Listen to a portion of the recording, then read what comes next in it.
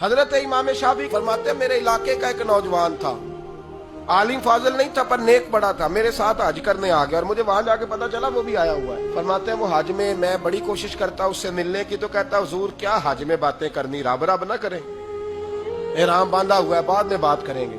فرماتے ہیں موقع ہی نہ دیتا، جوان تھا بڑا پرہیزگار۔ فرماتے ہیں وہ جب بھی دعا کے لیے ہاتھ اٹھاتا تو کہتا یا اللہ مجھے قبر میں بھی نماز کی اور قرآن کی توفیق دینا۔ کہاں؟ مولا علی ایک دن آ کے کھڑے ہو گئے، عرض کرنے لگے یا رسول اللہ جنت میں نماز بھی ہوگی کہ نہیں؟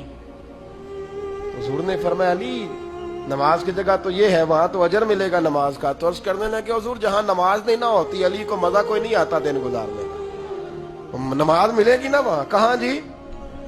اللہ ہی خیر کرے، میں نے بیان ہی بڑا مشکل شروع کر دیا۔ جنت میں نماز کی تلاش۔ تو امام شافعی فرماتے ہیں کہ وہ نہ دعا مانگ رہا تھا یا اللہ قبر میں بھی توفیق دینا، اور میرے قابو نہیں آتا تھا، میں بڑی کوشش کرتا ذرا بیٹھے کو بات چیت کروں پر وہ نکل جاتا اور اپنی عبادت میں لگ جاتا۔ فرمانے لگے ایک دن نہ وہ حتیم کے پاس بیٹھ کے قرآن پاک پڑھ رہا تھا، میں 2-3 دفعہ گزرا تو پڑھ ہی رہا تھا، میں نے کہا آج قابو آ گیا ہے۔ میں اس کے پیچھے بیٹھ گیا اور میرے دل میں خیال تھا کہ جتنا بھی آج پڑھے گا نا میں نے اسے 2-4 باتیں کر کے ہی جانا ہے۔ آپ فرماتے ہیں میرے دل میں خیال آیا، اس نے قرآن مجید سمیٹا اور میری طرف دیکھ کے کہنے لگا حضور میں بھی آپ کا انتظار کر رہا تھا، آج میرا بھی دل تھا آپ سے ملنے۔ کہتا میں خوش ہو گیا، لیکن اس نے کمال کر دی، جیب سے چند دینار نکالے اور کہنے لگا حضور آج ظہر کی نماز کے بعد نا میرا انتقال ہو جائے گا، تو یہ نا پیسے رکھ لیں، کفن خرید کے نا تو میرا جنازہ پڑھ کے تو یہاں جنت المعلا میں دفن کر دیں۔ امام صاحب کہتے ہیں میں اگلے لفظ کہنے لگا تھا کہ مجھ پہ سختہ آ گیا، کہنے لگا حضور مہربانی کر دیں کہ آپ میرے علاقے کے، کہ میں چپ کر گیا۔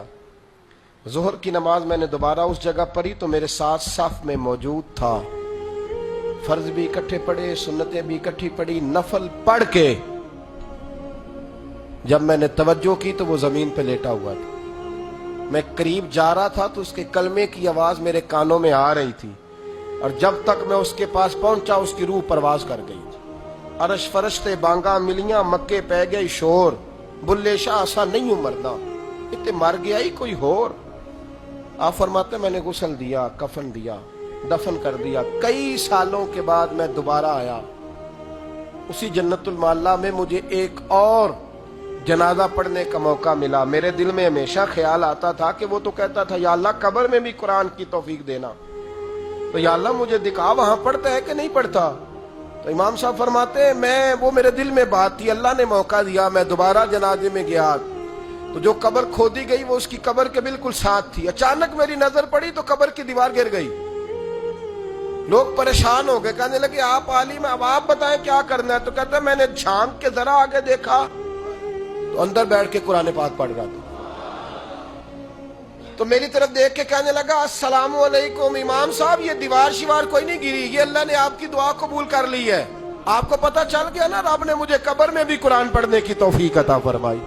سمجھ آ گئی نا آپ کو؟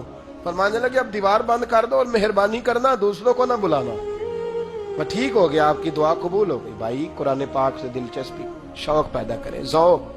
یار کچھ نہ ہو سکے تو اسے دن میں ایک دفعہ چوم کے سینے سے تو لگایا کرو، اس میں ہی بڑا ذائقہ ہے، اس میں ہی بڑا لطف ہے، کبھی اس سے پیار تو کر کے دیکھو۔